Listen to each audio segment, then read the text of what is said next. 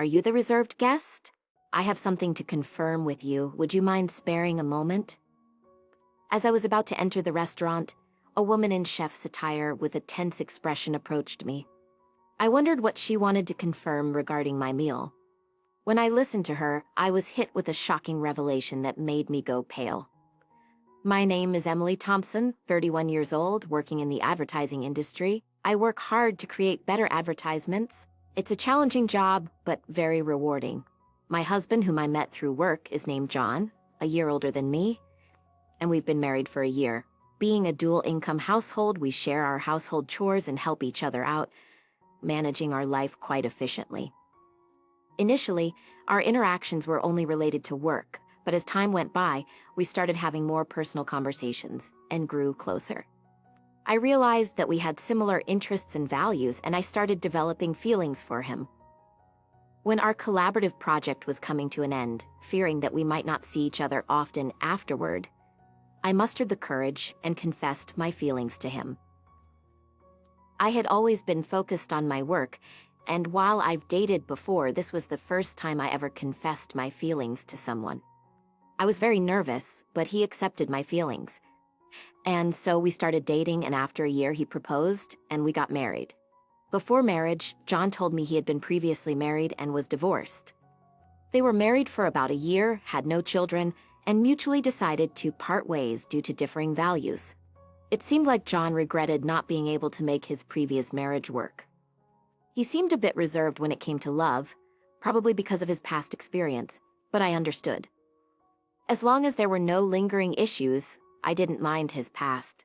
It wasn't about wanting happiness for marriage, but wanting to live my life alongside John.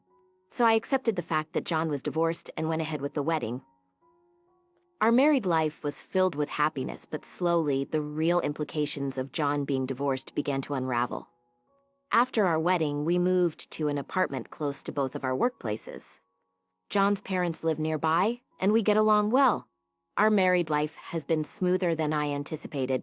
I initially had concerns about living so close to my in-laws, fearing potential conflicts, but they were always kind to me. Given our work schedules, John and I hardly have time during the weekdays, but we make the most of our weekends. Living with my husband, due to both of us working, we don't get much leisure time together on weekdays, except for brief conversations at dinner. Therefore, we spend a lot of time together on weekends. We both enjoy eating and often cook dishes we want to try at home. Ideally, dining out would be great, but I have an allergy to fruits from the rosacea family, so I can't casually eat out. Even when I think a dish doesn't contain these fruits, they might be used as a hidden ingredient, making it tedious to constantly check with restaurants.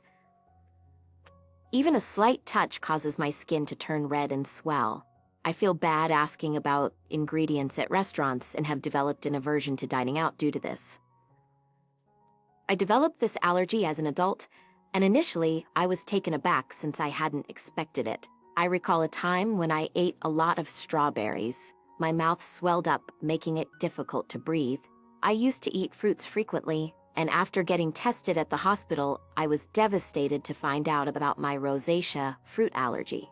Discovering that I could no longer eat favorites like strawberries, apples, pears, and peaches saddened me. I've had reactions after eating food I thought was safe, only to find out they contained allergens, which further discouraged me from dining out. This made me apprehensive about buying ready-made meals or snacks, adding a bit of stress to my life.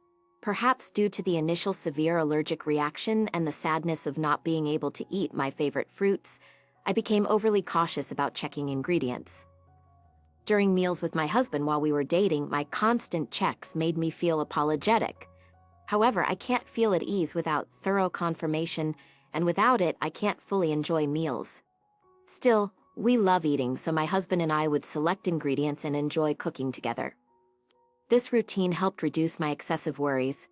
Fortunately, both my husband and his parents understand my allergies, which has eased the mental burden I felt after getting married, especially my mother-in-law, who has a deep understanding of allergies. Since her father had a severe wheat allergy, we were very careful, as even a little bit could be lethal. She explained that wheat is commonly used in many products. She researched my allergy and always ensures that meals are safe for me.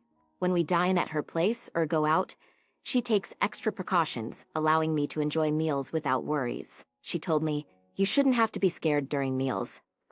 I'll make sure everything is safe for you." Her words almost moved me to tears. I have a great relationship with my in-laws, especially my mother-in-law, who treats me like her own daughter. We often go out together. My husband and his parents are wonderful people, and the concerns I initially had about my allergies have vanished. One day, a project I proposed at work was successful, earning me a promotion, which I excitedly shared with my family. They were all thrilled, especially my mother-in-law. While spending time with her, I am reminded of how lucky I am to have such a supportive and understanding family. She invited me to celebrate at an upscale restaurant. "That's a very fancy place, isn't it?" I hesitated. "I can't let you do that." The restaurant was in a luxurious hotel nearby, which I had always dreamt of visiting since my student days. However, it was truly upscale, and I felt it was too extravagant, even for a celebration. "You don't have to hold back. This is such a joyous occasion. Let me treat you," she insisted, genuinely happy about my promotion. Her sentiment warmed my heart, but I had reservations. I remembered visiting the restaurant's website before my allergy developed and dreaming of tasting their fruit-filled tart someday. The restaurant often uses fruits from the Rosacea family. While I appreciate my mother-in-law's kindness, besides the issue of the restaurant being upscale, I'm hesitant because they frequently use fruits from the Rosacea family, which I'm allergic to. Whenever I dined out with my mother-in-law in the past, we informed the restaurant of my allergy beforehand, but each time I felt guilty asking them to accommodate my dietary restrictions, so we often chose restaurants that seldom use my allergenic foods. I worry that even if we inform this restaurant about my allergy, it might inconvenience them due to their frequent use of fruits. Of course, dishes without these fruits are safe for me and I'm tempted to try them. However, considering the kitchen likely processes these fruits as well, the risk scares me. In the end, I decided to decline the offer because of my concerns about an allergic reaction. Still, my mother-in-law was keen on the idea. "I'll inform them about the allergy when I make the reservation. Don't worry, I also have a connection there, so they'll take good care of us." I was surprised to hear she had a connection to the restaurant, since neither she nor my husband had ever mentioned it, but I assumed it wasn't something she boasted about. Given my mother-in-law's enthusiasm and my genuine interest in the restaurant's cuisine, we decided to have lunch there together. Considering that it was a suggestion from my mother-in-law, who has always been considerate of my allergies, I felt relieved, thinking there was nothing for me to worry about. When I told my husband about this, he was surprised to hear that his mother had connections at the restaurant. My husband also mentioned that the restaurant sometimes serves fruit, and he appreciated their consideration for allergies. When I told him that my mother-in-law had informed the restaurant about my allergies during the reservation, and they would take precautions, he seemed relieved. "It's a celebration of your promotion, right? Make sure to enjoy yourself." Noticing that I was looking forward to this day, my husband said with a laugh. Initially, I declined because of my allergies, but I had always admired the restaurant, so I was excited to finally have the opportunity to dine there. I was excited about dining at the restaurant. On the day I had been eagerly waiting for, since it was a weekday, I took a half day off. After finishing my morning work, I planned to head straight to the restaurant. Being a high-end place, I chose a more formal outfit than usual and paid extra attention to my appearance when going to work. My colleagues noticed my attire and asked about my plans. When I told them about the meal, they wished me a good time before I left the office. Excitedly, I headed to the hotel. As I entered the entrance, my mother-in-law was already there. The two of us headed to the restaurant on the first floor, and since we had a reservation, we were immediately escorted to our table. Our reservation was for 1 p.m., but due to the busy lunchtime, we were informed that the serving might be a bit delayed. It was a popular high-end restaurant, so it was crowded. I understood and decided to order just drinks for the time being and wait patiently. Having already finished work and being encouraged by my mother-in-law, I ordered champagne, We enjoyed our conversation while waiting for our meal. I've had champagne before, but the one I had that day tasted the best. Feeling the effects of the alcohol and the anticipation of dining at a restaurant I had longed for, I was in high spirits. From the dishes at the neighboring tables, I could tell the food looked delicious, and I was eagerly awaiting our meal. Suddenly, my phone rang from inside my bag. Realizing I hadn't turned it off during my meal with my mother-in-law, I tried to shut it off. But seeing the incoming call was from work, I sobered up immediately. Worried that there might be a problem, I excused myself from my mother-in-law and stepped out of the restaurant to take the call. Ensuring no one was around in case of sensitive information, I answered the call. It was regarding a document I had submitted earlier that day. My colleague urgently needed clarification. Relieved that it wasn't because of an error on my part, I answered their questions and wrapped up the call in about 5 minutes. As I was about to turn off my phone to go back and enjoy my meal, an unfamiliar woman approached me. "Excuse me, are you the customer who made a reservation for today's meal at the restaurant?" she asked. The woman was dressed as a chef, presumably from the restaurant's kitchen. She looked rushed and a bit out of breath, with a concerned expression. I wondered why she would come out during such a busy time. I was puzzled, but when she said she needed to confirm something, I answered her questions. Her face went pale, and she urgently told me to leave the hotel immediately. "It's dangerous to go back to the restaurant now. Please leave the hotel and ensure your safety immediately." Suspicious of the woman's intense demeanor, I asked for clarification. Once I grasped the situation, I felt the blood drain from my face. I quickly hopped into a taxi waiting in front of the hotel and headed home. That evening, my mother-in-law called. When I picked up, she was furious about me leaving her at the hotel and returning home without saying anything, causing embarrassment since she had reserved a special course. She had everything set up to celebrate, and I just left without a word. "Don't you know basic manners? What kind of upbringing did you have?" She was angry in a way I had never seen from my mother-in-law before, and she started to berate me. I had always thought of my mother-in-law as a kind and gentle person, but there was no trace of that now. I believed that the kind mother-in-law I had known would be upset if I left without saying anything, but would also be concerned about whether something had happened to me. However, she was furiously yelling with such intensity that I began to believe the rumors about her were true. As I remained silent, she continued to berate me further, complaining even about my parents and how they raised me. "You've been silent this whole time. Don't you realize you've done something wrong? You're not fit to be my son's wife." After a long tirade, she finally seemed to calm down a bit. I then quietly posed a question to her. "You told me that you informed the restaurant about my allergies when you made the reservation today, and I could relax, right? But the restaurant wasn't aware of my allergies, so what happened? In fact, the meal today had ingredients that I was allergic to, not only in the dessert, but also in the main courses. The allergenic ingredients were used in marinades and sauces, which weren't apparent from just looking." The woman who approached me earlier had taken the reservation call from my mother-in-law, and she said that no mention of my allergies had been made then. However, she noticed the allergy badge on my bag and came to check just in case. Being the chef responsible for our meal that day, she immediately noticed the inclusion of the allergenic ingredients. If she hadn't informed me, I would have unknowingly consumed the food with allergens, which would have resulted in a severe allergic reaction. Initially, I doubted that my mother-in-law would purposely make me consume allergens, but considering the woman took time out of her busy schedule to inform me, I quickly believed her. Furthermore, this woman knew about my mother-in-law's true nature.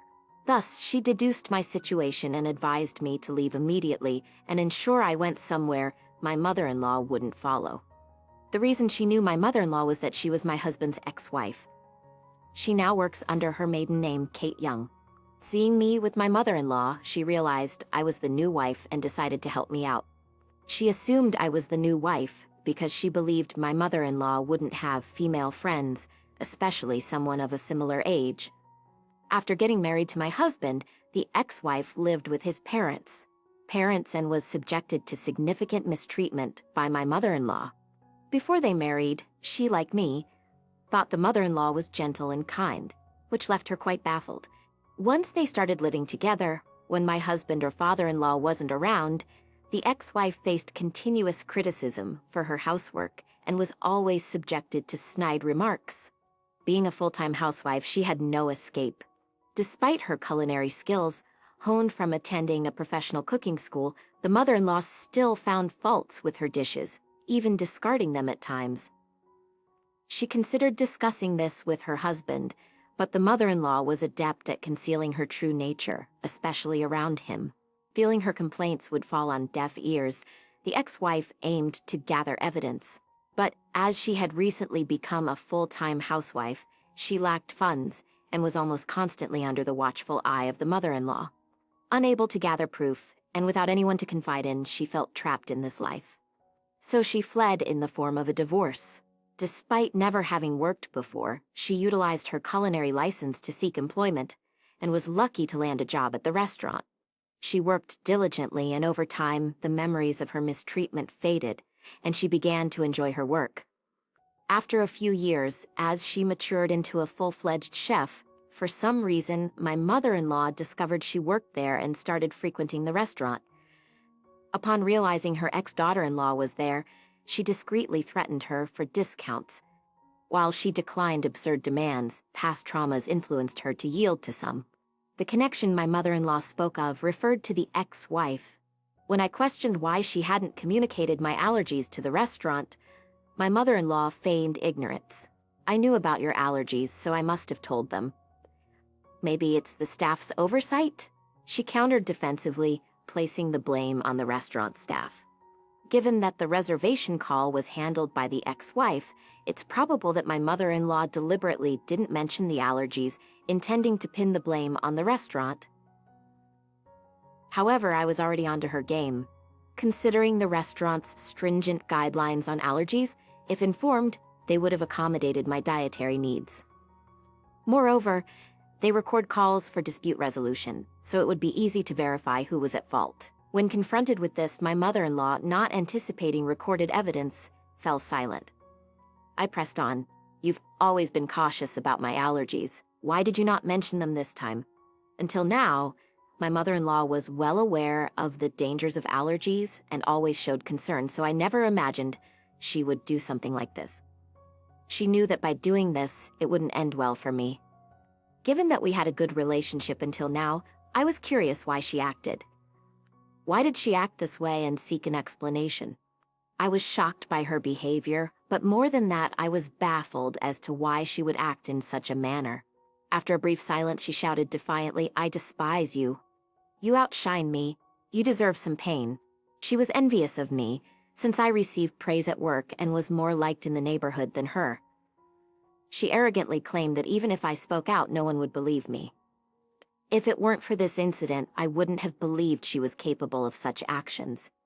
Thus, I collected evidence to reveal her true nature and confronted her with it. Everyone will believe me. My parents and my husband, John, are here listening to everything. Plus, this conversation is being recorded. Everyone present heard her berate me and her intentions to purposely expose me to allergens.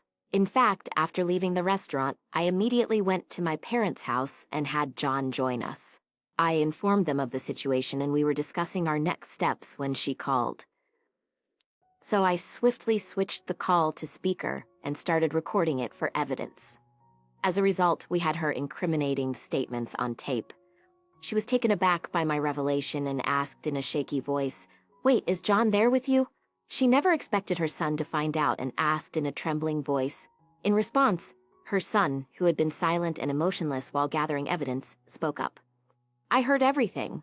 I can't believe you would do something like this, Mom," he said in a suppressed, angry tone. She hastily began making excuses, but her desperate attempt seemed insincere, especially after her earlier outburst.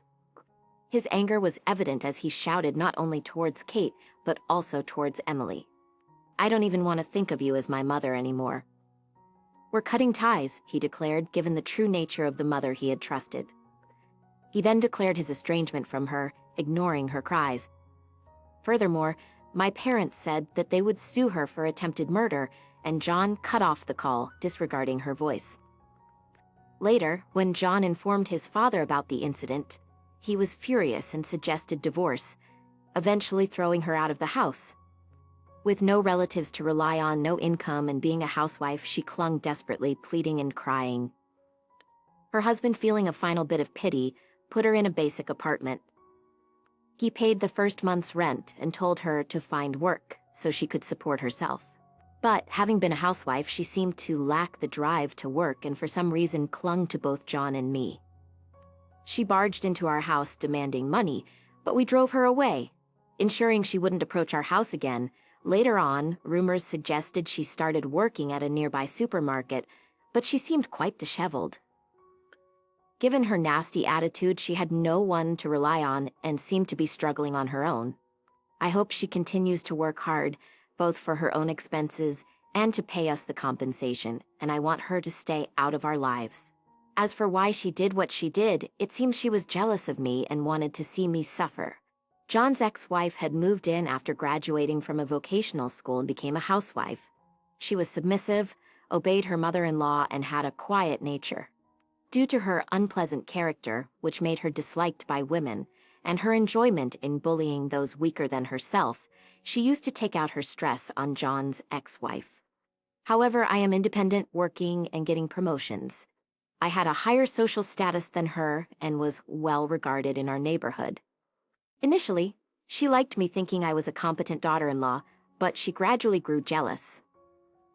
Being unable to bully me, she wished I'd be in a position where I'd become incompetent, wanting to look down on me. After the explosive call, when John and his father confronted her, she confessed everything, leading to their declaration of cutting ties with her.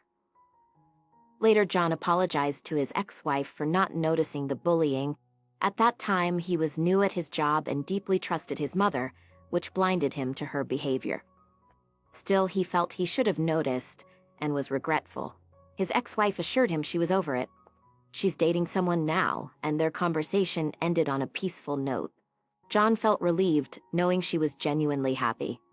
Thanks to her help, I became friends with John's ex-wife. She's also career-oriented and we get along well. Although she's his ex-wife, there's nothing concerning regarding their relationship, and I'm glad to have a friend close in age. After settling matters with the mother-in-law, John and his father threw me a promotion party. With the celebration from the two of them, I felt happy and determined to continue working hard without worrying about my mother-in-law. Can you finally see it? The first smile I saw on John's face wasn't so much one of joy at my restored vision, as it was one that seemed to mock me for regaining it. Do you remember anything when you look at me? John said, testing me. Even with that provocation, I couldn't recall ever having seen him, nor did anything come to mind. As I shook my head, John sighed and began to reveal the truth. What do you mean? What do I mean? You still don't get it? You married me. From now on, you'll be working as my wife. I was taken aback by his words, and in my panic, I dashed out of the hospital room. This isn't a joke. If I knew it was you, I would have never married you. This marriage is void. You signed the marriage document yourself, didn't you? There's no way it can be voided. You'll pay for rejecting me 2 years ago, he said with a smug expression on his face, implying that my breaking up with him was a crime. I paled at his claims, having unwittingly fallen into his scheme. However, after learning the truth, I vowed to exact thorough revenge on him. My name's Catherine Miller. I turned 31 this year. I had been in a relationship with a man I considered marrying, but I broke it off 2 years ago. The reason was that he explicitly said I was to be a caregiver for his parents. Moreover, he had numerous unreasonable demands, like living with his parents, doing all the household chores, and contributing financially. Even when I voiced that these conditions were too much, he brushed me off, saying, "Don't be so spoiled," and tried to push his agenda. Though I was serious about him, knowing his true nature, I couldn't stand it and initiated the breakup. When we parted, he tried all sorts of ways to persuade me, even resorting to saying that I wasted his time and that he had taken pity on me. I thought I was fortunate to have broken up with him before marriage. That was 2 years ago. After that, I changed jobs and relocated, but an accident left me severely injured, causing me to lose my sight. For a while, I had to stay in the hospital, and I had to explain my situation to my workplace and take a leave of absence. It's terrifying. They haven't caught the perpetrator, have they? Yeah, it was late at night, and there were no clear witnesses. Returning home from work one evening, I was hit by a car that ran a red light, sustaining severe injuries. Luckily, though there were few pedestrians, someone managed to call an ambulance. Due to the poorly lit street, no one could remember the car. Living a life of inconvenience without my sight, I was assisted by my mother, Emma. Then one day an unfamiliar man visited my hospital room. "Is this Miss Miller's room?" I asked. "Yes, it is," he replied. "Excuse me, but who might you be?" I asked. "Nice to meet you." "My name is John Thompson," he said. This man, who introduced himself as Mike, seemed to have known me from work. Neither my mother nor I recognized his name, but he explained that he had fallen for me at first sight at the workplace. "I was deeply attracted to how efficiently and meticulously you worked," he said. "Oh, I'm sorry. I must seem like a suspicious person," he added. "When I didn't see you at work, I asked around and learned about your hospitalization. I couldn't sit still and came to visit you. Is that so? Thank you for taking the time to visit." Mike, appearing a bit embarrassed, left some gifts and went home. Both my mother and I were puzzled, but I was secretly pleased to know someone had noticed and appreciated my efforts at work. Completely unaware of the impending events, from that day, Mike diligently visited almost daily, offering unwavering support. "John wants to cover your hospital bills." "Such a good man, isn't he?" "What? Why would he do that?" "He wants you as his wife.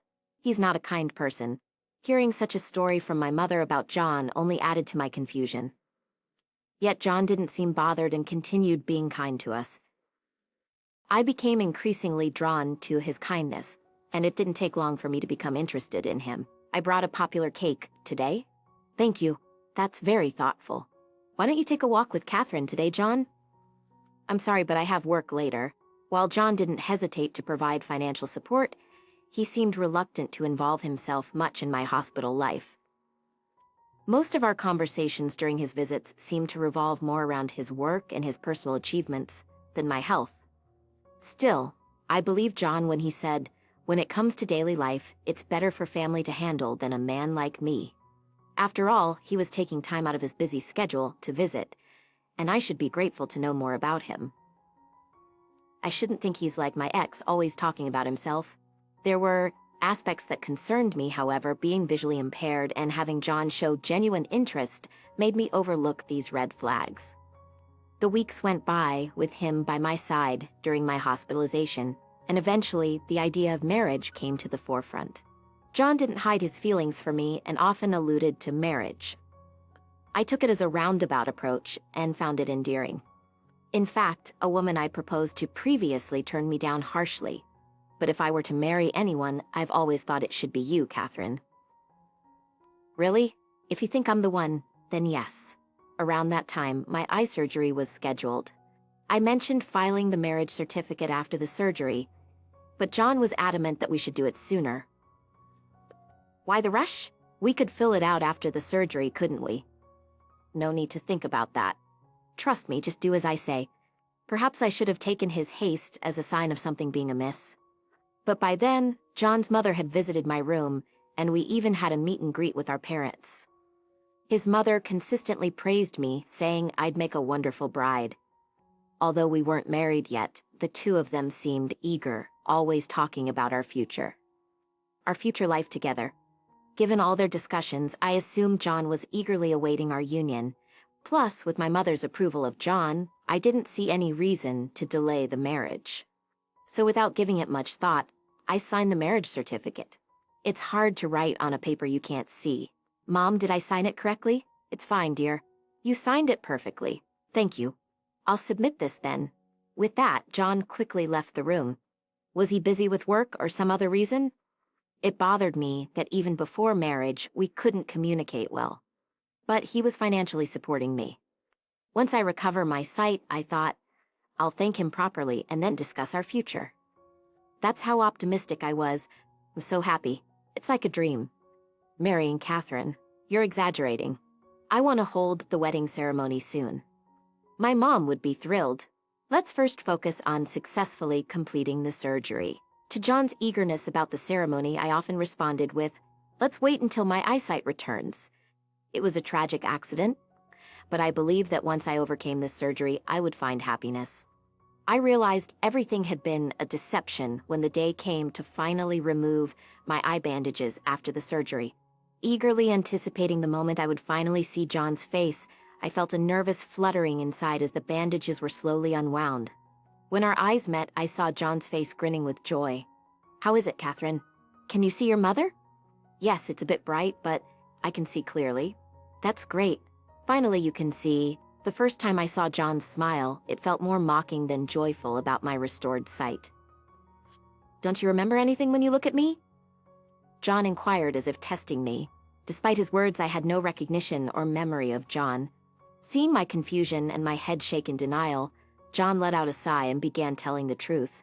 Catherine, actually, my name is Jack. Not John, but Jack. Jack? I was left in shock, my face pale and eyes wide. I'm the ex-boyfriend you brutally dumped 2 years ago. Upon hearing this, I felt my blood run cold. Even though 2 years had passed, Jack looked so different that I couldn't recognize him at first glance. Neither did my mother. What's going on? I asked, my voice trembling. Don't you get it? You've married me. From now on, you'll be working as my wife. His words startled me, causing me to bolt out of the hospital room. However, Jack quickly caught up with me and dragged me back. This is void. You signed the marriage papers, didn't you? There's no way this can be voided. Now, you'll pay for dumping me 2 years ago, Jack said with a smug expression, implying that breaking up with him was a sin. From what I heard, after our breakup, he had been frantically searching for where I moved to. When he found out about my accident and subsequent hospitalization, he saw it as a golden opportunity. When I heard you couldn't see, I thought it was divine punishment for neglecting me. He stated, that's nonsense. I retorted, is it? In the end, you're going to marry me and serve me, he responded. Apparently, his offer to cover my hospital bills and other expenses was all for this twisted scheme. After all I've done for you, you better serve me with all your heart. Jack sneered, looking at me with a devilish expression. Never did I think the one I trusted would betray me. Overwhelmed by regret, I bit my lip. Like I said 2 years ago, you'll live with my folks.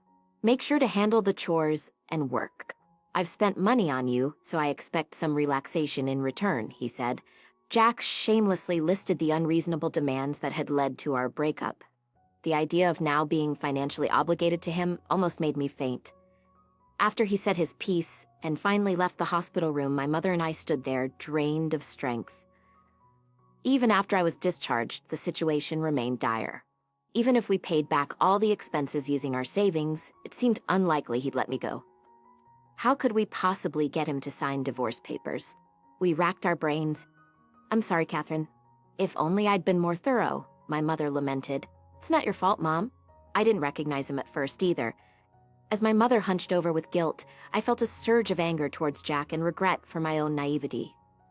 Recalling Jack's words, the realization of his deep grudge sent chills down my spine. For now, let's consult a lawyer or someone, huh? Just when things seemed bleak, a phone call appeared to be a beacon of hope. It was from the police. Wondering what the police wanted at such a time, my mother and I exchanged puzzled glances before apprehensively answering. Hello? Is this Miss Miller? We wanted to discuss the accident you were involved in some time ago.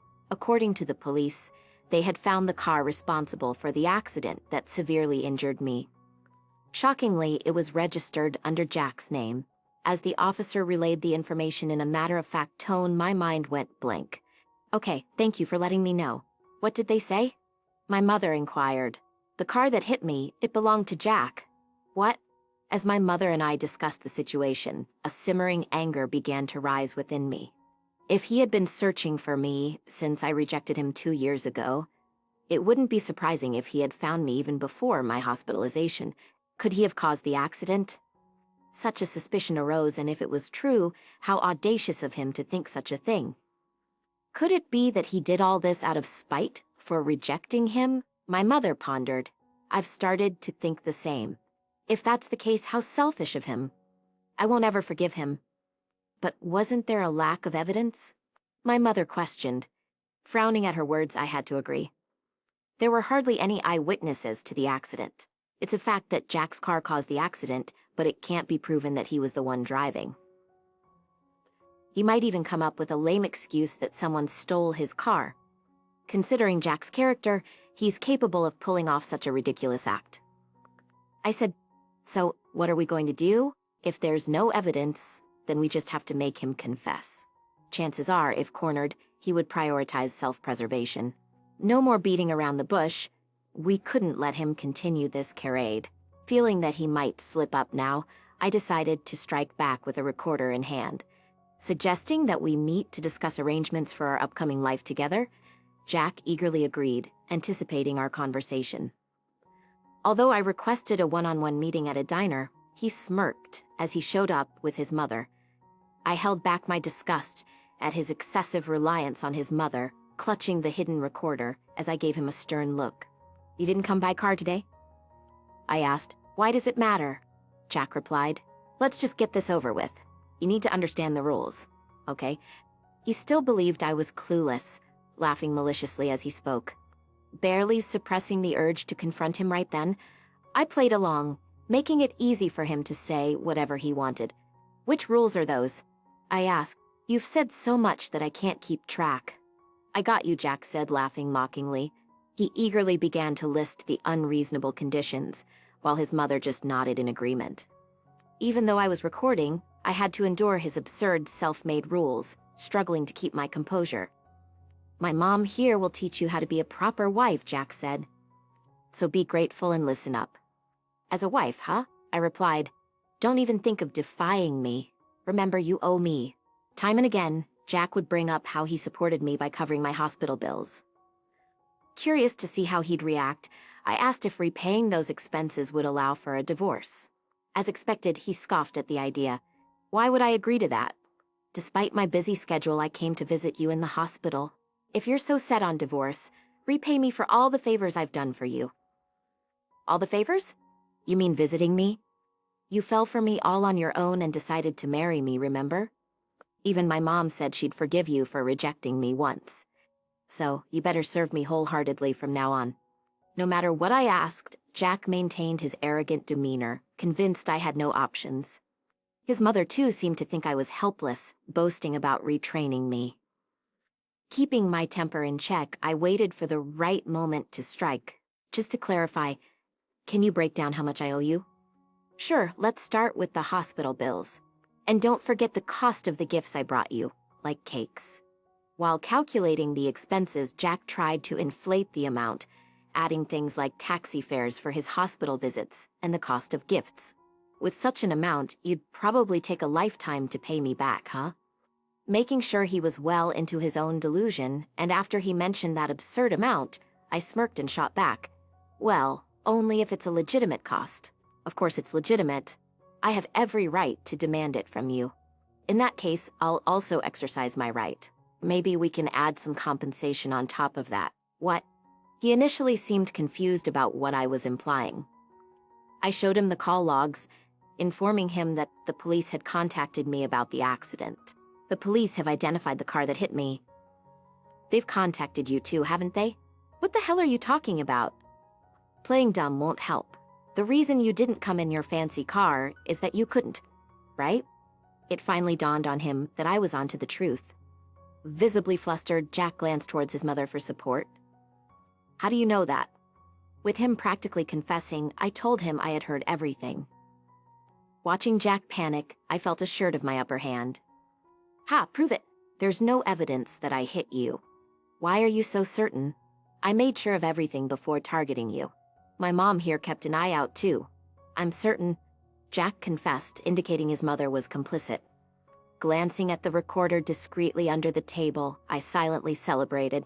Even if he was an ex-boyfriend, it was odd that someone at work would randomly spill about my hospitalization. He probably pretended to be a relative and gathered the information. His craftiness made me glare at him resentfully. "Thinking there's no evidence?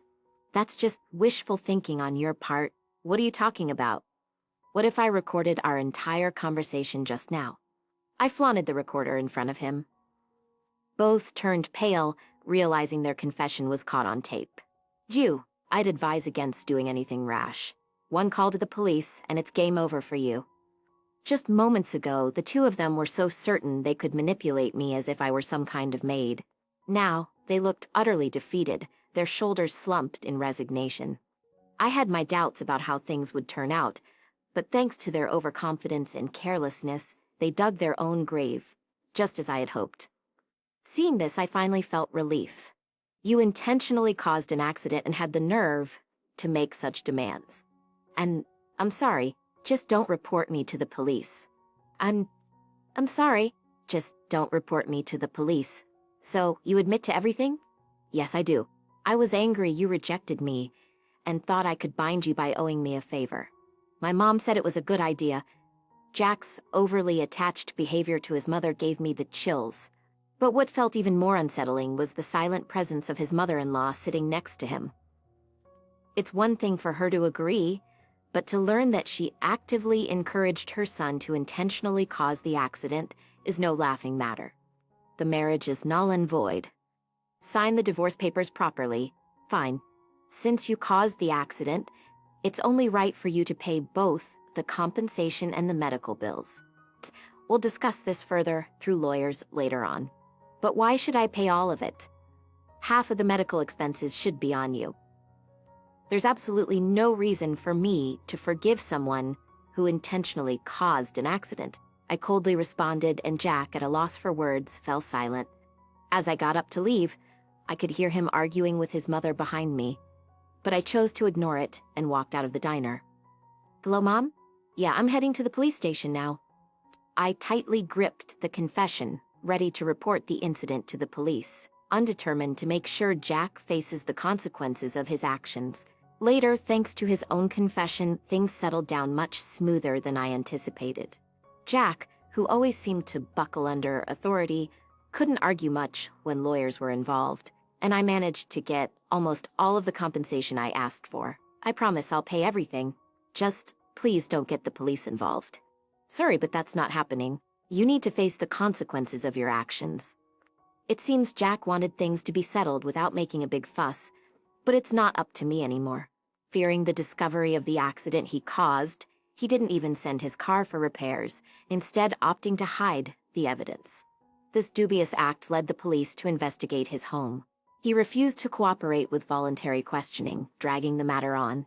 The situation quickly became rife with rumors, and as a result, the neighborhood was filled with gossip. In the end, Jack blamed me for making things uncomfortable and muttered some parting words before moving out. It's like the saying goes, the thief has a guilty conscience. Both my mother and I were in disbelief. I just hope wherever Jack has moved to, he doesn't bring any more pain to other women. Sometime later, with the compensation money I received, I decided to move again. Knowing that my ex-boyfriend was aware of my workplace, I chose not to return and started fresh in a new location. Luckily, my new job environment is much more supportive, and I've been enjoying my time there. Having a stain on my past does upset me, but I choose not to dwell on it as it saddens my mother. Thank you for your help the other day, Catherine. Would you like to grab a meal sometime as a thank you? That sounds great. Do you have any good restaurant recommendations? Currently, there's a male colleague who has been quite friendly and doesn't concern himself with my past. Given the trust issues my past experience instilled in me, this time around, I intend to be more discerning and hopeful to find happiness. People who don't want to work should really leave. That way we can hire new employees. I'd rather see younger workers than watching an old lady in her 60s, like you, with a tired face working. I'd enjoy my job more. Ever since the sincere manager John was replaced by the new manager Bob, all he cares about is efficiency and doesn't consider the customers. Furthermore, he condescendingly refers to us veteran employees as old ladies and only seems interested in young girls. He's just insufferable. Neither I nor the part-time workers could have imagined that such things would happen just a month after he took over. My name is Catherine and I am 63 years old. I currently live with my husband, and we have a son who now lives on his own. I started working part-time at the local supermarket as soon as my child started elementary school, which was 20 years ago. The supermarket I work at is a community-based small-scale store managed by John, with a few staff members and the rest being part-time or casual workers. When I was hired, I requested to work short hours, but as my child grew older, I asked for more part-time hours. The supermarket's management seemed to be going quite smoothly, up until now. A few years ago, they underwent a significant renovation, giving the store a beautiful makeover. The store's size doubled from what it was before, and the variety of products increased considerably. Since then, the business has continued to prosper. I believe the reason for the long-standing stable management is because of the hard work and dedication of the team. Manager John's excellent personality is the reason for his popularity among the employees. He actively and cheerfully communicates with customers, is kind to the elderly, and is a genuinely wonderful person. It creates a very comfortable working environment for us part-timers. However, one day out of the blue, he announced he would be leaving the store. I couldn't believe my ears. I can't believe Manager John is quitting. Maybe he's sick? I'm so worried. Those were the thoughts running through my mind as I finished my shift that day. The next morning, during the morning meeting, Manager John himself made the announcement. As I have mentioned before, many of you might already know, I have decided to leave this supermarket which I have loved for many years. The moment he said that, there was a murmur among the employees. Many of you probably want to know why I am leaving. As some of you might be aware, I have been suffering from chronic back pain. It has gotten worse over the past few months, and I have had to visit the hospital multiple times. Since I knew about his back pain, the reason made sense to me. I have firmly decided to step down for now. My wife supports my decision. I hope the employees here can understand and accept my decision. As he said this, a loud applause erupted from the employees. Some even had tears in their eyes. He was indeed a beloved figure among us. I too felt a lump in my throat. Continuing, he said, my successor will be a man named Bob. If anyone here wishes to continue supporting this store, please do so under the new management. We all nodded in agreement. Then, with his usual bright smile, he said, thank you all for everything. The next day, a special morning meeting was held. Today, we have my successor, the new manager Bob, here. I'll now hand it over to him. It was the transition time from Manager John to the new manager Bob. I was inwardly excited, wondering what kind of person he might be. Then a tall man stepped up beside Manager John and began to speak. Hello everyone, my name is Bob, and I'll be taking over as the manager of this store. I look forward to working with you all. All the employees applauded in unison. Manager John then added, for about the next week, due to various handover tasks, both I and the new manager Bob will be coming to the store to work. I expect Manager Bob might visit different departments, including the kitchen areas, so I hope you all will support him. Initially, looking at the new manager, I thought he seemed sincere and believed I could work well under his leadership. However, during the period when we had two managers, strange rumors were circulating in our store. Our supermarket became a subsidiary of a certain company a few years ago. This company's management became the reason for the change in management. This company became our parent company, and the rumor was that the new manager Bob was a relative of the president of that parent company and got his position through connections. To me, whether Manager Bob got the position through connections or not didn't matter as long as he fulfilled his responsibilities as a manager. But after the dual management period ended and Bob took over, something unexpected happened. Manager Bob announced he was going to change the store's policy. Since I am the manager now, please follow my instructions. Conversations among employees, and especially with customers, should be minimized. Casual chat and small talk only distract from work. If I catch anyone chatting unnecessarily, be prepared for a lecture. I felt uneasy about these sudden directives. Until now, conversations with customers had led to changes in the products we stocked, or adjustments in quantity. Furthermore, the friendly atmosphere where customers and employees could easily chat was one of our store's proud features. But now Bob was demanding a change, and both the part-time workers and the other employees were bewildered. Since Bob took over, the conversations between employees have decreased. Even when communicating about work, we'd check our surroundings to make sure Bob wasn't watching. Also, interactions with customers declined. If caught talking to a customer, employees would later be called aside by manager Bob for a reprimand. This became a daily occurrence. We followed his directives because it was the store policy, but the store's atmosphere only deteriorated. On my day off, I went shopping at another nearby supermarket. Usually, I shop at the supermarket where I work, but I didn't want to see Bob's face, even on my day off. That's when I saw Mrs. Smith, one of our regular customers, shopping there. She was talking to someone, and even though it was rude, I eavesdropped. She was talking about our supermarket. I usually shop at that supermarket, but lately the atmosphere has been off. Apparently, there's a new manager and the store's vibe has completely changed.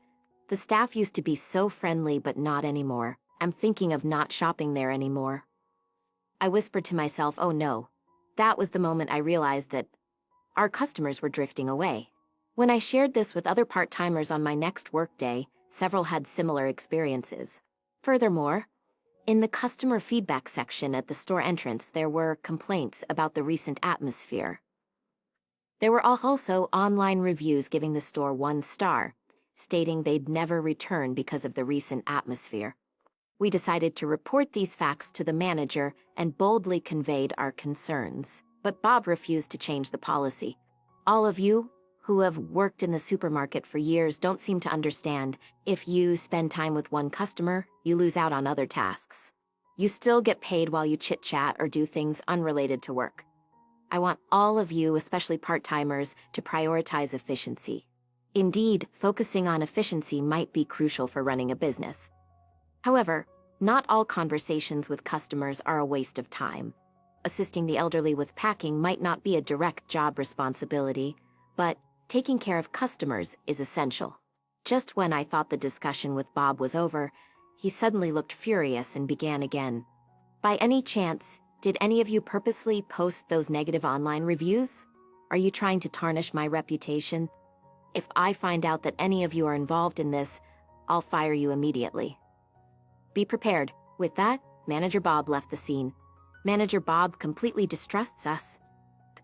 At the same time, our trust in Manager Bob has dwindled. Other part-time workers looked equally exasperated. A few days passed, and as I was restocking items in the store, I spotted the regular old lady I had seen shopping at another supermarket the other day. I thought to myself, I'm glad she came back. Luckily, the manager was out at that moment. Taking a chance, I decided to speak with her. Mrs. Smith, hello? Lovely weather today, isn't it? Mrs. Smith looked slightly surprised. Oh my, it's been a while since you've spoken to me. I've missed our chats. It felt nostalgic. I wondered why no one spoke to me recently. Apologizing for the recent aloofness, I mentioned that I had seen her shopping at another supermarket and had overheard her talking about our store. Mrs. Smith responded candidly, I've been shopping at this supermarket for years, but lately, the atmosphere has taken a turn for the worse. The neighborhood has been talking. I suppose it's because of the new manager, isn't it? I was taken aback by the speed and efficiency of the neighborhood's grapevine. But as someone who has worked here for years, I couldn't stay silent. Mrs. Smith sighed and continued, I love the healthy food from the deli section here, but ever since the new manager took over, they've been replaced with oily ones that seem to target younger people. Could you ask the manager to restock the healthy ones, please? I wanted to say yes immediately, but I doubted Bob would agree so easily. I promised Miss Smith I'd try, but fulfilling her request seemed challenging. Later that evening, after Bob returned, I gathered the courage to approach him, even though I lacked confidence. Excuse me, manager. I wanted to discuss something. What is it? Let me guess, another pointless suggestion. If you have time for that, get back to work. Don't you dare tell me how to run things, Bob shouted at me with a fierce tone. At this point, he wouldn't even have a proper conversation. The thought of working with him long-term began to sour. But I wasn't the only one who felt that way. Over the next few days, several part-timers handed in their resignations. However, Bob seemed to have a let-them-go attitude and accepted their resignations without hesitation. He then approached me, smirking. It's easier without the workers who don't want to work. Now I can hire new ones. I'd rather see younger people working here than watch someone in their 60s like you with a weary face. Apparently, his vision for the supermarket involved replacing older employees with young girls. I couldn't understand his thinking and felt that this would backfire someday. But Bob proved to be even more proactive than I had expected. He started by advertising high-wage part-time jobs to local high school and college girls. Attracted by the high pay, 5 girls applied. Bob decided to hire all 5, but these girls wore flashy makeup and shiny piercings, not the ideal look for a supermarket dealing with food. Their language was also coarse, and honestly, the rest of us part-timers were filled with anxiety. Furthermore, Bob was so engrossed in chatting with these girls that he barely worked. Angered by his behavior, I decided to confront Bob directly. "Manager, this has to stop. Because you're not working, we're bearing the brunt of the workload. Plus, if you continue with these strange reforms, we'll lose our regular customers. At this rate, this supermarket will go under." Upon hearing this, Manager Bob glared at me and shouted, "The regular customers of this store are all elderly and boring. To survive in the upcoming times, we need to prioritize younger, trend-sensitive customers. Otherwise, we'll fall behind the times and soon be out of business. Part-timers who don't understand business should stay out of it." Bob's attitude became even more arrogant than before. Now, he didn't even use polite language with us, the older employees. Bob then questioned me sternly. "By the way, I've received a barrage of complaints about your work attitude lately. Apparently you're always chatting away and not getting much done. Customers see it. Now apologize." I was shocked by Bob's statement. "Why should I apologize to you? And do you have any proof of these numerous complaints?" Ignoring my query, Bob yelled, "Just apologize. If you don't like it here, leave." My patience with Manager Bob had reached its limit. I no longer felt the desire to work at this supermarket. "All right then. I'll quit, effective immediately. Thank you for everything until now." With that, I left the supermarket. After I left, other staff and part-timers also resigned. Eventually, only Bob and the student part-timers remained in the store. He probably enjoyed the environment, being surrounded by young girls, but I wondered what would happen when they went to school. Could he manage the store on his own? It wasn't my problem anymore. I found a new job at another nearby supermarket. There, my many years of experience were appreciated, and I was warmly welcomed. A month later, I visited my former place of employment. Curiosity led me there, but I was mainly concerned about its state. Suddenly, I heard a loud female voice from inside. "I can't stand this attitude. I'll never shop here again." Exiting the store was Mrs. Smith, whom I had encountered previously. I was surprised by Mrs. Smith's outburst. She approached and said, "Oh, Catherine, are you working today?" "No, actually I've left this supermarket." Upon hearing this, Mrs. Smith looked shocked. "What happened? Was there some trouble?" I inquired about the reason for her earlier outburst. "I bought some deli food this morning, and it was rotten. When I complained, the manager told me it was my poor handling. If you've left, then I have no reason to shop here anymore. It used to be such a good store." I felt sympathy for the visibly upset Mrs. Smith. Entering the supermarket, I found it completely empty, except for Bob standing alone. To my surprise, there were no customers at all. Inside the store, Manager Bob stood alone, looking dejected. I muttered to myself, "Serves him right." I considered taunting him with, "It's pretty quiet in here, huh?" But ultimately decided against it, feeling a bit sorry for him. Suddenly, Bob began making a desperate phone call. "Please, I need your help." I had no idea what he was seeking assistance for, but he looked quite panicked. As I roamed around the store, Bob approached me. "What did I do wrong? After you left, other employees also left, and even the young girls resigned. At this rate, this store will really go under." My relative, the company's president, confronted me harshly yesterday. I just don't know what to do. In response to Bob's desperate plea, I simply said, "I'm sorry, Bob. I hope things get better for you. You reap what you sow." Bob collapsed, bursting into tears. Suddenly, 2 men entered the store. One of them was John, the former manager of the supermarket. "Isn't that Catherine? Long time no see. It's been a while. What brings you here today?" Even though it had only been a month, seeing him daily at work made it feel much longer. Well, we've decided to bring in a new manager to turn this supermarket around. The man beside John spoke up. Nice to meet you. I'll be the new manager of this supermarket. My name is Lucas. I believe you've heard about me from the company president and former manager John. I look forward to working with you. Bob nodded slightly. Lucas grew up in the heart of New York and is a very sincere and compassionate man. We believe he's the right person to improve this store. Bob looked up, his face full of uncertainty. So what's going to happen to me? By order of the company president, you'll be returning to the parent company effective today. Naturally, you won't have any managerial position. You'll be on the same level as a new hire. But why? Bob was deeply shocked to hear he'd be demoted to a regular employee. I thought he should be grateful he even had a position to return to. Then the new manager, Lucas, turned to me. I'll do my part as a manager, but starting from this state is honestly tough. I'd really appreciate it if seasoned part-timers like you could lend your expertise to help restore this store.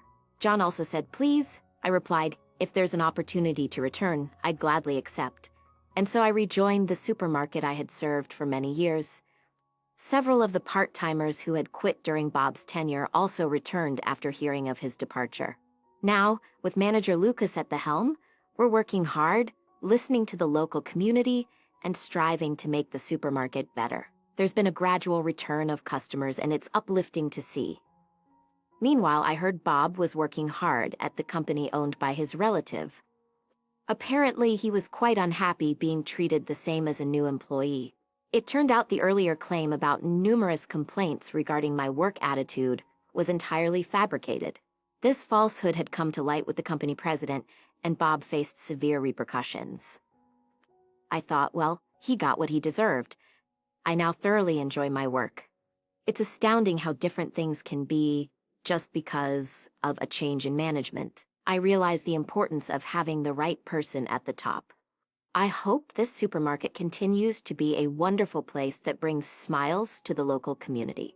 With that commitment in mind, as a veteran part-timer, I'll do whatever it takes. And today, like every day, I'm working with enthusiasm. I had reached my breaking point. I could literally feel my face transforming into a demon-like scowl.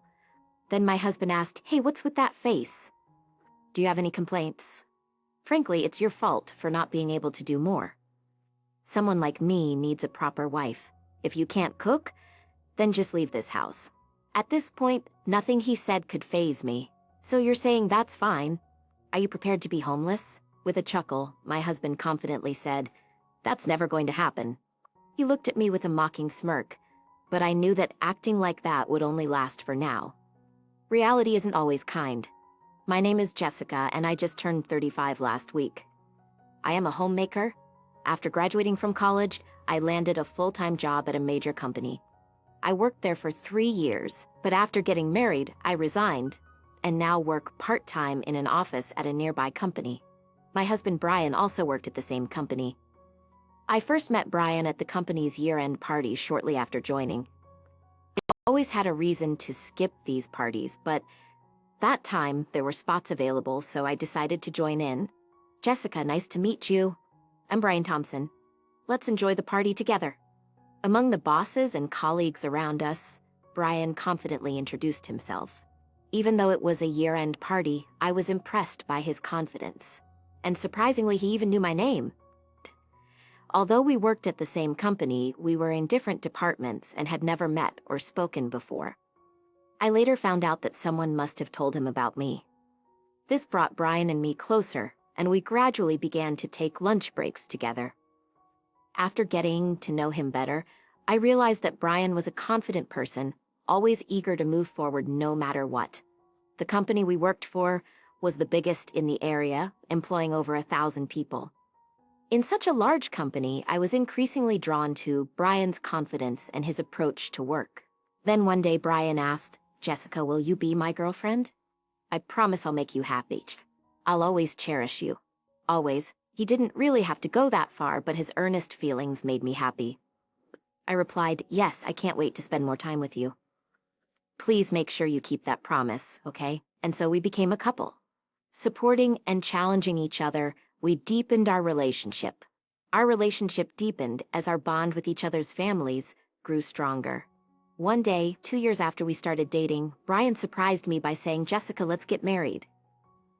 He promised to make me happy and assured me that I would always be happy with him. His confidence never wavered. I couldn't help but chuckle at his words. "Yes, please make sure of it," I replied. And so we got married. We were blessed by the love and support of those around us, and our future was filled with hope. But Brian had another surprise in store. "Actually, I bought a house," he said. "I wanted to make you happy, Jessica."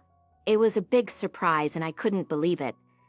Brian had bought a house for our married life. "Are you sure? Can you handle the mortgage?" I asked. "No worries," he replied confidently. "I'm a top-notch employee." I felt grateful for marrying Brian, and I strongly believed that we would build a happy home together. However, within a month of our marriage, his true nature surfaced.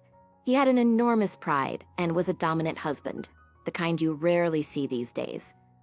He always said, "Men don't do household chores, that's a woman's job. I think you understand now that you're a housewife, you gotta handle everything. Don't use the excuse that you're working." I couldn't believe he was this type of person.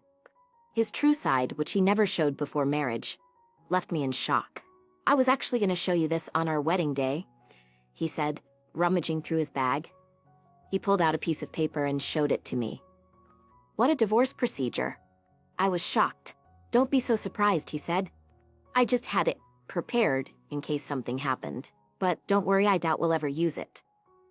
It was a document that indicated the divorce procedure and the lawyer's contact information. Seeing the paper made me anxious about our future. From that day on, our supposed-to-be happy marital life took a turn. Whenever Brian returned home from work, I had to immediately go to the front door and greet him, no matter what. If I didn't, Brian would get in a bad mood. Furthermore, he would just take off his jacket and leave it without fixing it himself. "Hey, can you stop tossing your jacket after taking it off?" I would ask. He would reply, "Huh? Isn't that the wife's job? It's not something a husband who's worked all day should do." As he stomped into the living room, throwing his bag onto the couch and stripping off his shirt right there, he would always say, "Make sure it doesn't get wrinkled. Put the bag where it always goes."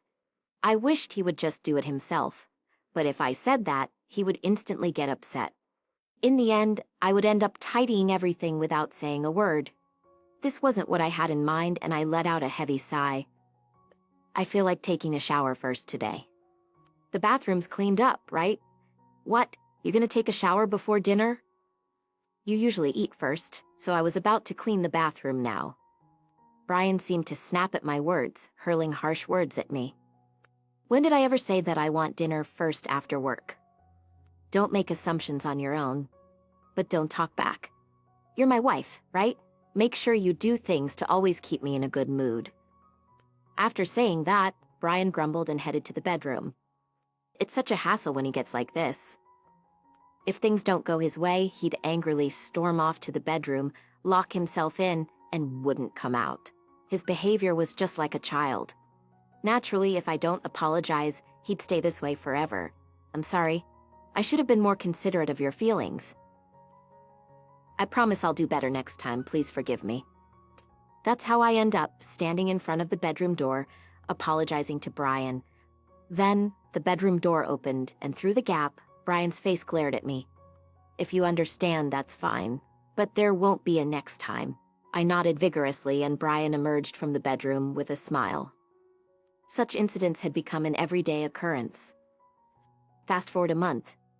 Suddenly, a loud noise echoed in the back of my head, and the noise kept growing louder. In that instant, I found myself on the couch.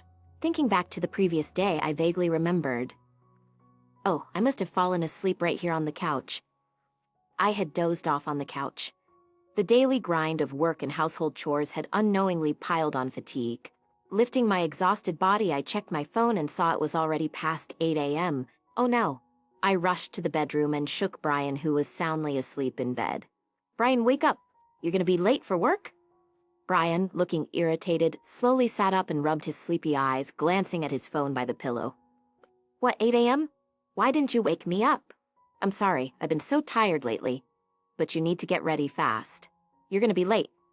Are you kidding me? It's your job to wake me up. There's no way I can get ready in time now. I've never been late once. What if I get fired because of this? How are you going to take responsibility? I had never seen Brian this furious before. No matter how much I apologized, Brian's anger showed no signs of abating. Instead, it seemed to intensify, and it reached a point where nothing I said would calm him down. Listen, as a punishment, clean the whole house today. If I come back and find even a speck of dust, there will be consequences. Even if there is even a speck of dust, I'll kick you out right away. With those harsh words, Brian left for work. Even if it was my mistake, I'm exhausted too. I wish he would show a little concern for me. But the more I think about it, the more I hate myself for not being able to say anything. There's one person I always turn to in times like this. Good morning, Mom. Sorry for calling so early. Can I come over? Good morning, Jessica. That's fine. Are you off work today? Yeah, I was scheduled to have the day off. All right, I'll prepare some coffee and wait for you. Take care on your way. Sorry, and thank you. My mother seemed to notice something was different with me. Did you and Brian have a fight? Why do you ask? You don't sound cheerful. And Jessica, whenever something is bothering you, you tend to apologize a lot.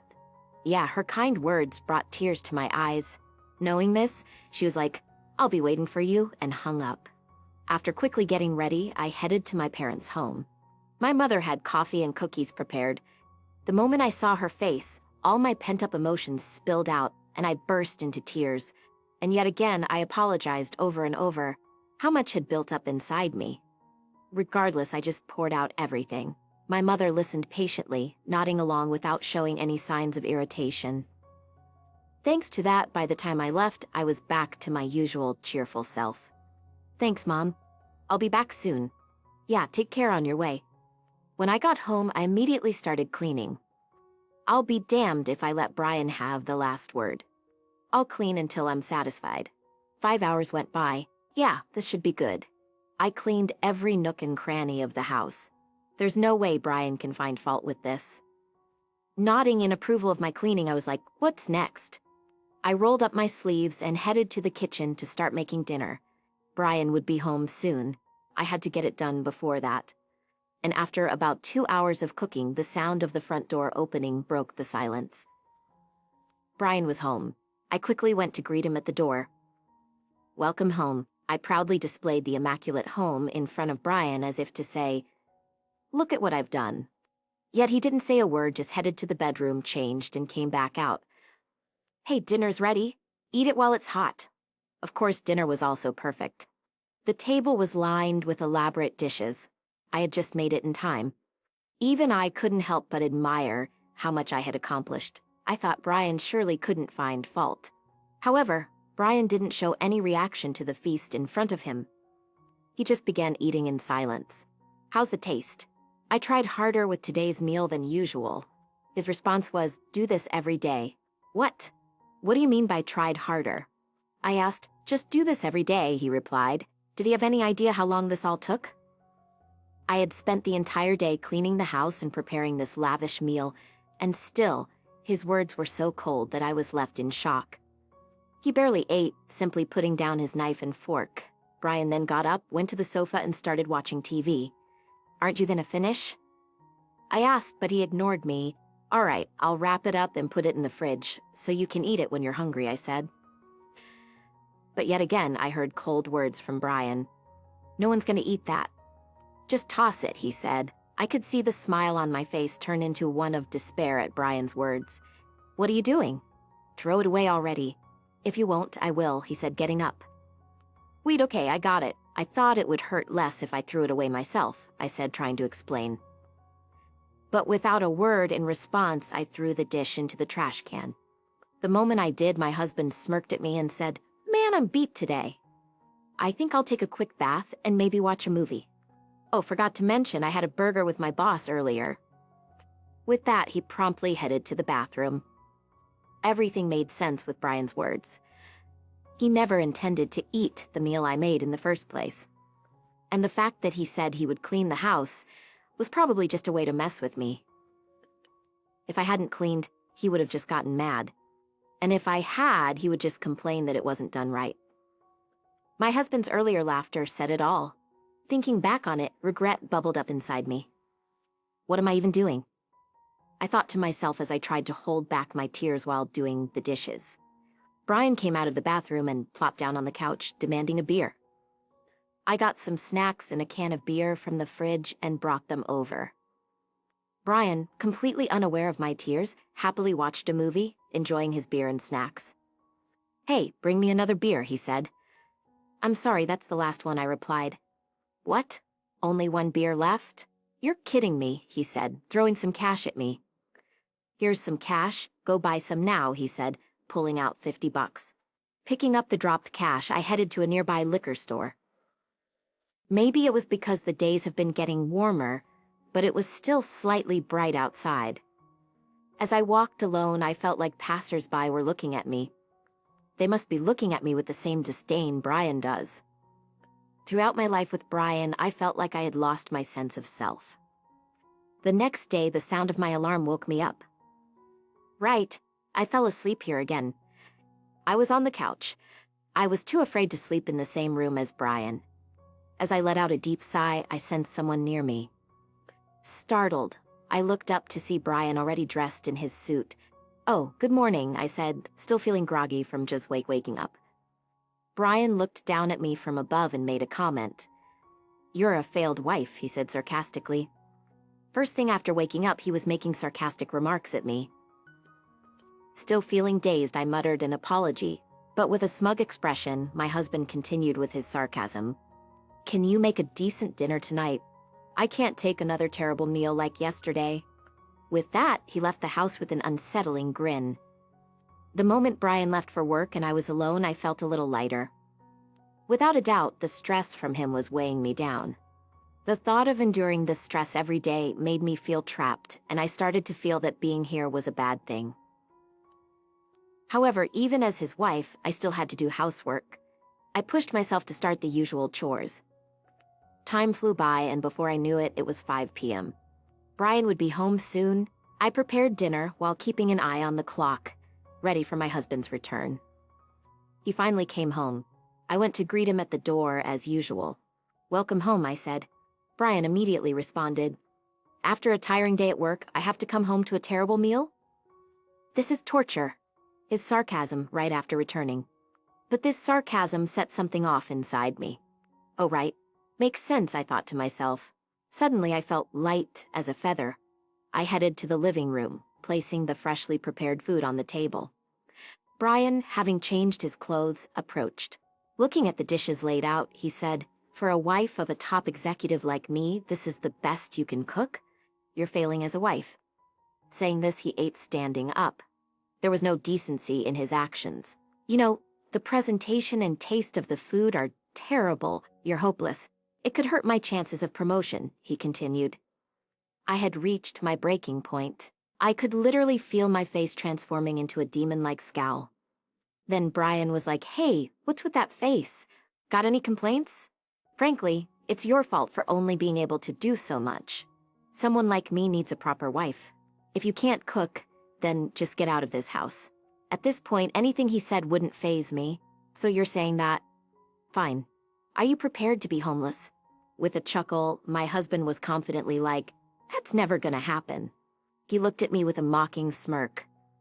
"But, acting like that will only last for now. Reality isn't always that kind." Just then Brian's cell phone rang. "Hey!" "Yes. Okay, I'm on my way." It was his boss on the other end.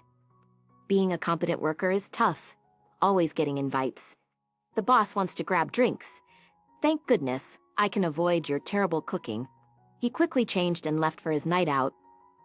Then I watched him go coldly. 2 days later, as I dined with a friend, my phone rang from inside my purse. Pulling it out, I saw it was a call from my husband. I muttered, "Not again," declining the call and slipping the phone back into my purse. Truth be told, in the past 48 hours, he had called nearly 100 times, and every single call was from Brian. My friend asked if I was going to answer, but I kept brushing it off. I just can't deal with my husband right now. I was aware he had been trying to reach me, but I was just too busy to answer. And so it was the same this day too. However, Brian, blissfully ignorant of all this, continued his relentless storm of calls and tons of emails. Normally, one might become neurotic from such frequency. Ultimately, I didn't answer the phone until another 3 days later. Can you cut it out? I don't have time to deal with you. What the hell do you think you're doing? What do you mean? What do I mean? You disappeared from the house without saying anything. He seemed quite panicked about the current situation. It's not without saying anything, is it? After all, since we're getting a divorce, it's only natural for me to leave the house, right? What are you saying now? That time, when Brian criticized the food I made and told me to get out, then went out drinking with his boss right after that day. I immediately packed my belongings and left the house on the same day, placing the divorce procedure document I had on the table and contacting the lawyer. Don't mess with me. I never said I wanted a divorce. Indeed, he hadn't said he wanted a divorce. But anyone would consider divorcing after being spoken to in such a manner. After being spoken to like that repeatedly, it's not about whether you said it or not. Living with you made me decide to divorce. What do you mean by living with me? In the first place, when did you prepare the lawyer without even telling me? I was shocked that you remembered nothing at all, even though you did it yourself. Don't you remember bringing the document with the lawyer's contact soon after we got married? Oh, you remembered? I just contacted the lawyer and asked to proceed with it. Huh? That was just a joke. Who the hell takes that seriously? I'm right here. Besides, it's not something to joke about. Anyway, our life together is over. I don't want to be involved with you anymore. So please don't contact me. Oh, by the way, I will get a lawyer to handle the property division issue later, so wait until then. Saying that, I hung up the phone. However, 2 hours later, Brian took an action that I hadn't expected at all. He came to my parents' house. I found you. What are you doing walking in here like that? It's better than divorcing without consent, isn't it? This is exactly what they mean by he has a comeback for everything I say. My words only return in his selfish explanations. This has happened repeatedly. It's just an utterly pointless roundabout. Then my mother, who was sleeping in the back, woke up upon hearing our argument. Enough is enough. This is not the place to argue. With my mother's low and calm voice, Brian fell silent. All you've been doing is saying what you want to say, but essentially, this is a situation you've caused. I've been tolerating any and every situation just to lead a slightly happier life. I've been holding back on everything. Job, housework, just gritting my teeth. What about you? Well, I'm the same. No, actually, I have it tougher. Can you understand the pressures of being an elite? Understand? What is he talking about? He had absolutely no idea how difficult it's been for me. Right, I'm not an elite, so I can't understand you. But you see, I had my share of hardships too. So, let me tell you what I've done and how I got here. It might be a good time to put an end to this, especially since my mother is also here. I presented the reality to my clueless Brian.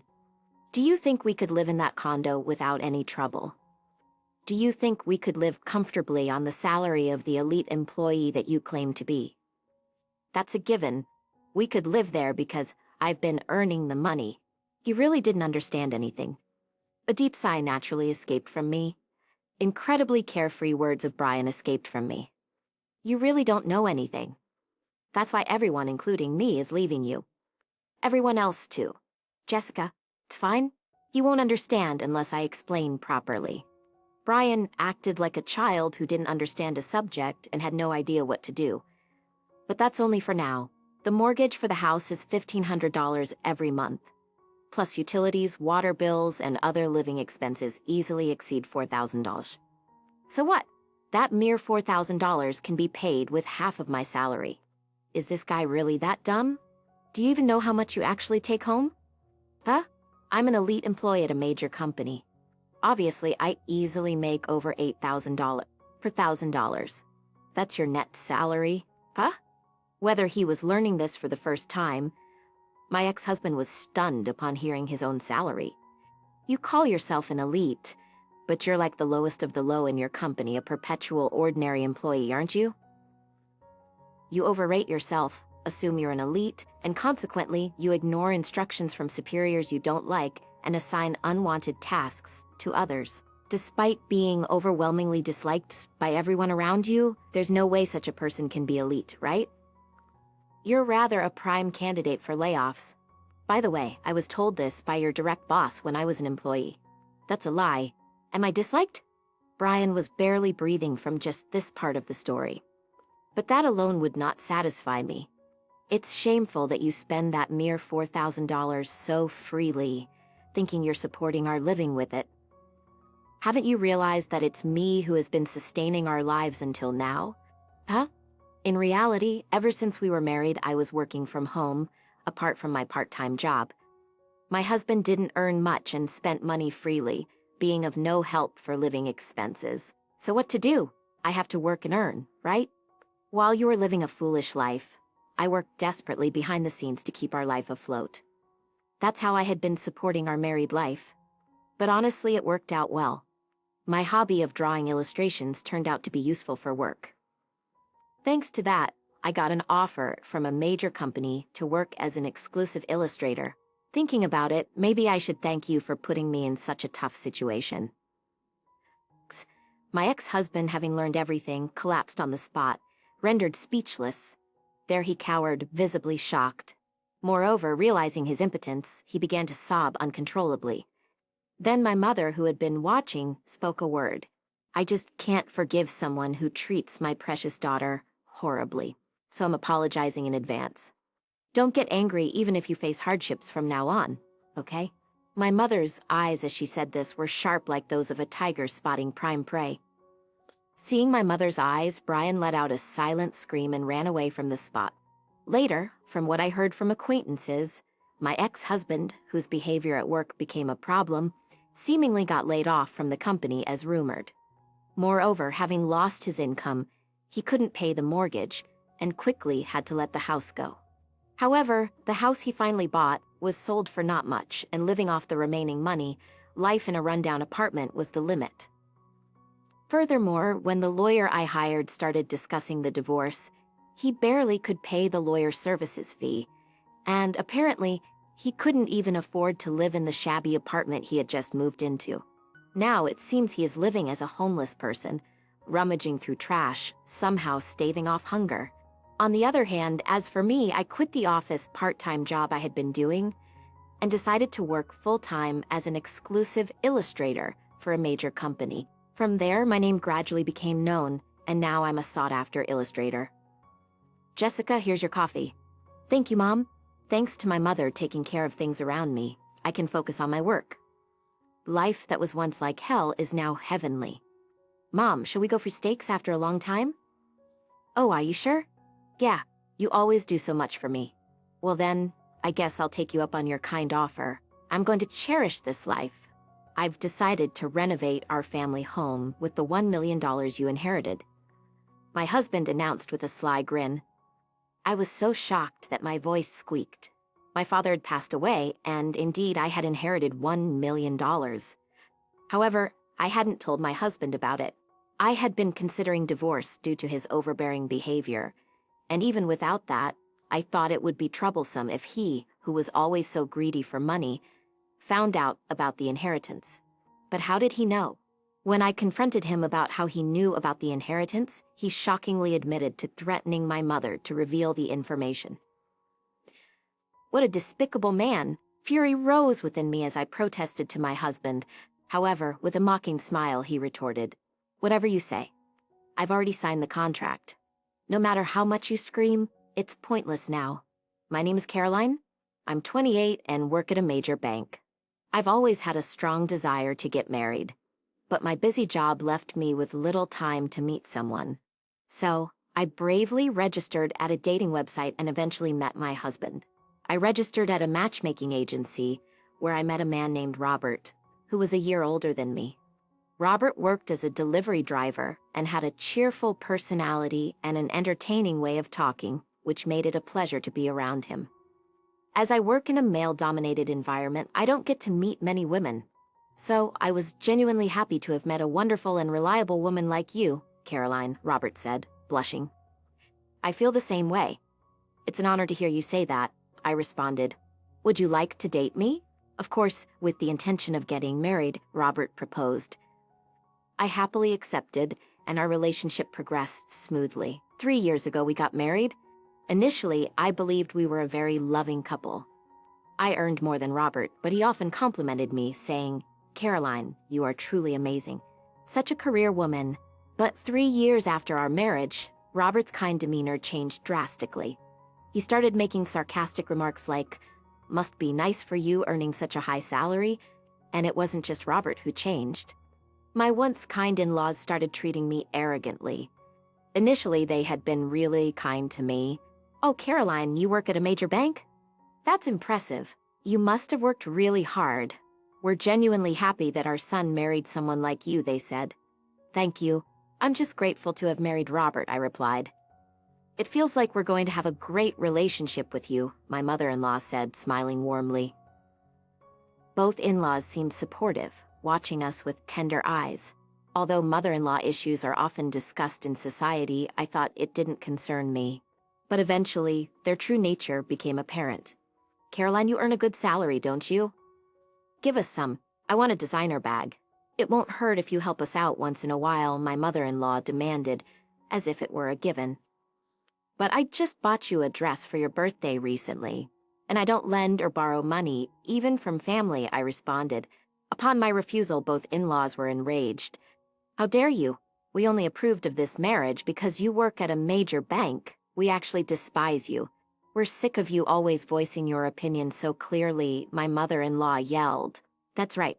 What use is a daughter-in-law who doesn't give us money? Giving gifts for birthdays is a given. We're telling you to give us money. Even after asking for so long, you still won't provide. You're the worst daughter-in-law," my father-in-law berated me, echoing his wife's sentiments. On top of that, he frequently ordered takeout and purchased expensive furniture on a whim, saying, "You earn well, so this should be okay." Man, it would have been fine if he used his own money, but his salary wasn't enough, so I always ended up covering the expenses. Given the ongoing mistreatment from Robert and my in-laws, it was only natural that I started considering divorce. We didn't have children yet, so I felt the hurdle for divorce wasn't that high. I promptly began preparations for the divorce. When I conveyed my desire for a divorce to Robert, he kept dodging the issue and refused to face the situation head-on. "What divorce? I'm tired today. I'm going to bed." "Wait, Robert. I want to discuss our divorce seriously today." Ignoring my plea, Robert quickly retreated to the bedroom. He persistently avoided discussing the divorce with me. During this time, I received a call from my mother. "Hello, Mom? What's up?" "Caroline, listen calmly. It's about your father."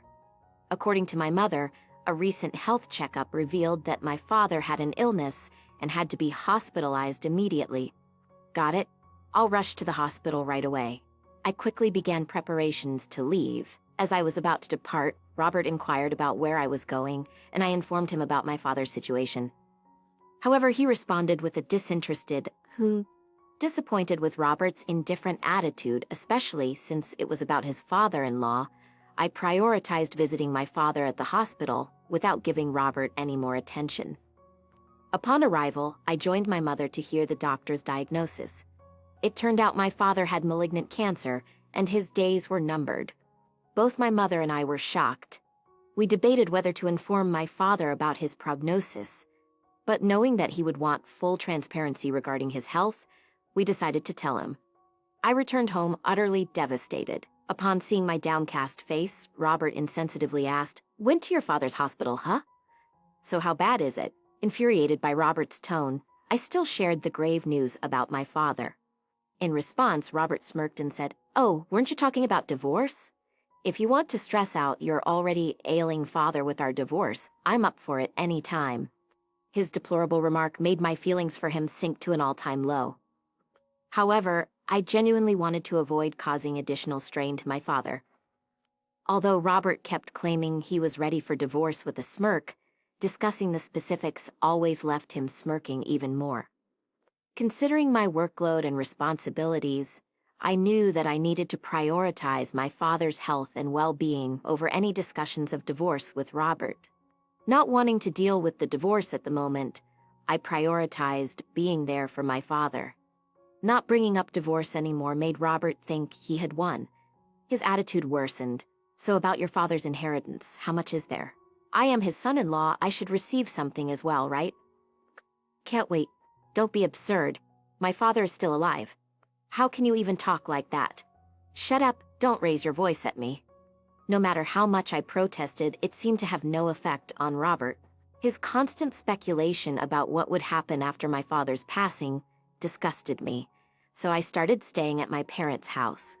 I explained to my mother that I would stay there for a while since it was closer to the hospital. After some time, my father passed away after his battle with the illness. He departed this world peacefully, as if he were asleep. My mother and I shed so many tears it felt like we had run dry. But with funeral preparations to be made, we couldn't stay immersed in our grief. I informed Robert about my father's passing and the funeral date over the phone. Although I still wanted a divorce, I felt obligated to notify him as we were still technically married. So your father finally passed away? Hey, sorry for your loss, I guess. I don't feel like attending the funeral. Too much of a hassle. Though I had suspected it, Robert showed no signs of sadness at all. I had expected he would at least attend the funeral, but it seemed even that was too much for him. Seeing him act like this, I not only lost feelings for him, but also started to detest him. I regretted marrying a man who had hidden such a nature. Fine, do as you please. I responded, surprised by my own icy tone. Why are you so mad? Oh, and what I really want to know is about the inheritance. Unable to stand his sneering laughter, I interrupted Robert's words and hung up the phone. In the end, Robert did not attend my father's funeral. There were people who called him heartless, but I thought it better he did not come and tarnish my father's last rites. In fact, I felt relieved he was not there. After the funeral, a meeting was soon arranged among the relatives, including my mother and myself, to discuss the inheritance. There were discussions about who would inherit what, but since my father had made some decisions during his illness, everything was settled smoothly. Finally, finding some closure, I decided to return home after a long while. Upon seeing me, the first thing Robert blurted out was shocking. Hey, long time no see. I have decided to use the $1 million you inherited to renovate the family house. What? I was so surprised my voice broke. I had not told Robert about the inheritance. The inheritance discussion had turned out. How did he know about the $1 million? And what was he talking about using it for home renovations? Still in shock, I questioned Robert. What are you talking about? I know nothing about such a huge amount, Robert replied with a laugh. I talked to your mother. I kind of threatened her a little, saying if she didn't tell me about the inheritance, I'd divorce you. She quickly spilled the beans. Turns out, Robert had blackmailed my mother into revealing details about the inheritance. I hadn't informed my emotionally fragile mother about the mistreatment I endured from Robert and his parents, or that I was considering divorce. Naturally, my gentle mother, fearing for her daughter's marriage, had given in to Robert's threats. You're despicable. Threatening my mother to find out? That's a dirty trick. I raised my voice without realizing. I don't care. I've already signed the contract for the renovations using that $1 million, Robert replied smugly. While I was busy with the funeral and other tasks, Robert had already contracted the renovations using the inheritance. I was at a loss for words. You're now obsolete. But I'm generous, so I'll give you two options.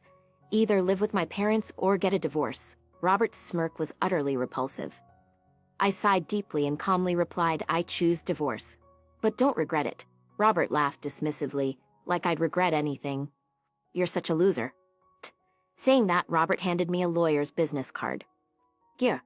From now on, we'll handle everything through this lawyer. Make sure to transfer the inheritance to my bank account. I silently packed my things and left. Even as I was leaving, Robert kept insisting, don't forget to transfer the inheritance. When I told my mother about everything that had happened, she seemed surprised. She hadn't realized Robert and I were on such bad terms. She also apologized for telling Robert about the inheritance. It's okay, Mom. It's my fault for not telling you everything. Besides, Robert threatening you is the worst part, I said, and then asked if I could stay at our family home until I found a new place. She readily agreed.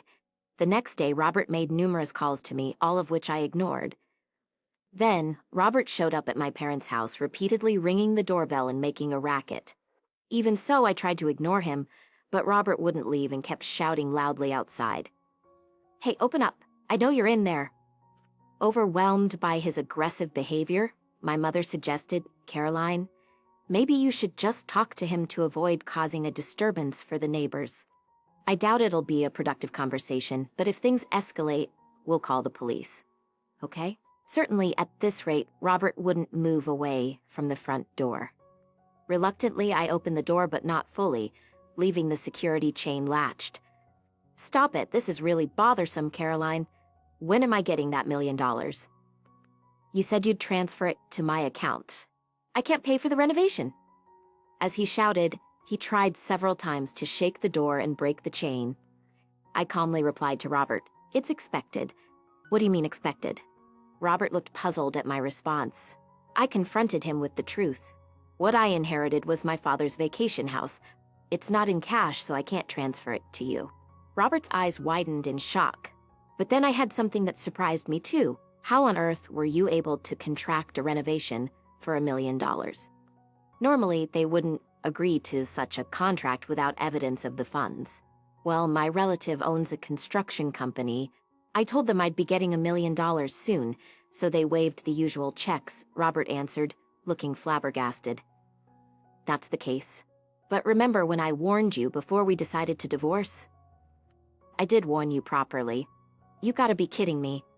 I've already paid a deposit of $3,000. I plan to pay the rest in installments, but now I can't.